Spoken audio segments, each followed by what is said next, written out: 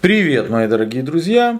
Мы, конечно же, не можем не осветить ситуацию, которая произошла вчера и которая волнует до сих пор всех, а именно перестановки в Генштабе. Я анонсировал эту ситуацию, но скажу вам грешным делом, я почему-то считал, что разумным было бы, не потому что им так было бы лучше, а просто разумно было бы. А я же всегда пытаюсь выстроить что-то, исходя из разумности. То же самое я выстраивал и говорил, что 24 февраля не может произойти. Это неразумно.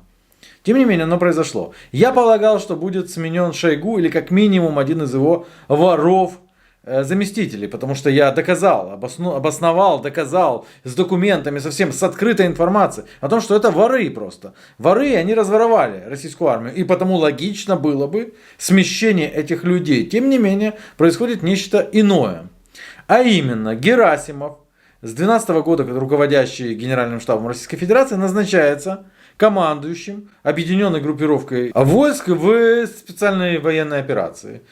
Его замами назначаются Ким, не Николаевский, не перепутать, и Суровикин. Это крайне интересно, потому что за день буквально до этого всплыла информация, то есть ее впустили наконец-то, информацию о Лапине. О Лапине, который внезапно, опять-таки, был назначен главой Генерального штаба сухопутных войск Российской Федерации. Что происходит? В украинском сегменте начинают говорить о том, что Суровикин пошел на понижение, и что к нему есть вопросы по поводу прилетов в Энгельс.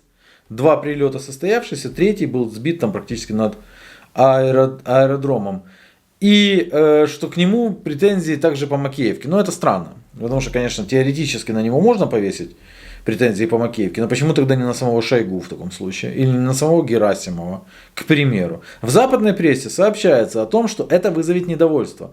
Вызовет недовольство, что это удар по той самой группе не уступающих, да, по Пригожину, по Кадырову, и что, мол, это вызовет недовольство в среде резких националистов и даже военкоров, в чем я лично могу усомниться, потому что уже вчера военкоры Российской Федерации, имею в виду, начали рассказывать о том, что, да и Лапин-то, в общем-то, не такой плохой, да и и этот самый не такой хороший. В общем, такое разное. Вдруг Суровикину начали всякие вещи припоминать, к которым он вряд ли имеет отношение. В общем, достаточно интересно было за этим наблюдать.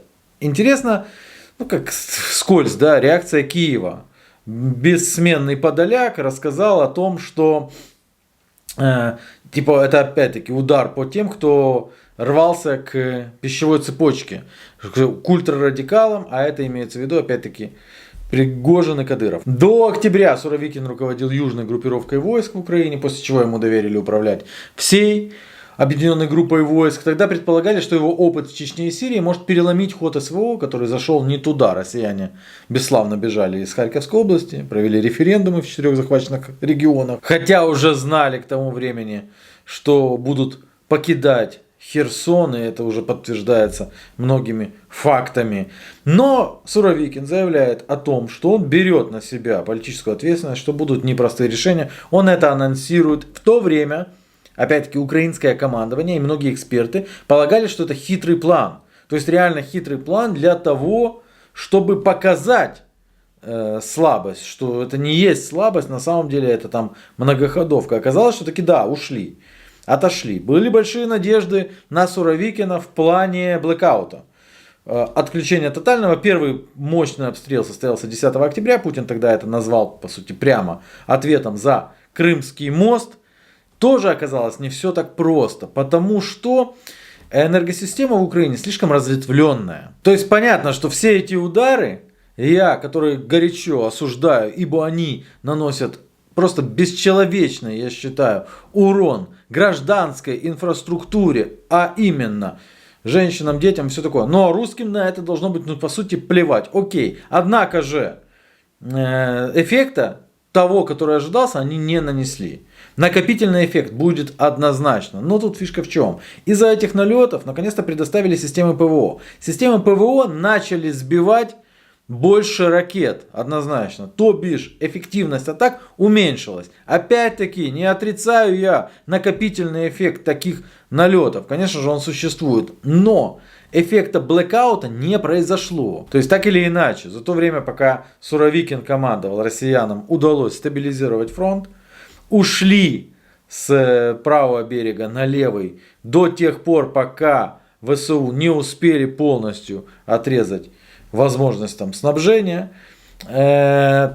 Сватово-кременная позиции удерживаются. И даже есть наступление под Угледаром и в Бахмуте, понятно. Да? В Минобороны Российской Федерации трактуют перестановки не как понижение, а как повышение самого уровня специальной военной операции. Мол, типа Суровикина и так подчищал глава Генштаба, а теперь глава Генштаба становится непосредственным руководителем. То есть они реально показывают, что увеличивается масштаб и масштабируются цели специальной военной операции. Об этом также говорили. Но давайте посмотрим на политические аспекты этого. Знаете, была такая присказка в одном известном культовом фильме «Жизнь висит на нитке», думает о прибытке. Ибо у этих перестановок, конечно же, может быть и политический контекст. И связан он напрямую с Шойгу и его людьми. Ни для кого не секрет, что Суровикин поддерживался той самой командой несгибаемых, да, Кадыров, Пригожин. Тогда как о Герасимове, человеке Шойгу, недавно нелицеприятно высказывались бойцы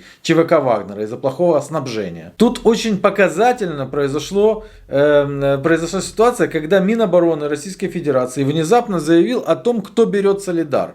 Причем, что перед этим Пригожин четко подчеркнул, что в штурме Солидара участвует исключительно ЧВК Вагнера. Внезапно Минобороны Российской Федерации сообщает диаметрально противоположно, даже не упоминая ЧВК Вагнера. Ну то есть говорить о том, что никакого конфликта нет, это надо быть каким-то оторванным от земли или просто дебилом. Посмотрите, как город блокировали подразделения ВДВ. Ну и что говорил Пригожин, мы тоже прекрасно помним. Еще раз хочу подчеркнуть, что в штурме Солидара не участвовали никакие подразделения, кроме бойцов ЧВК «Вагнер».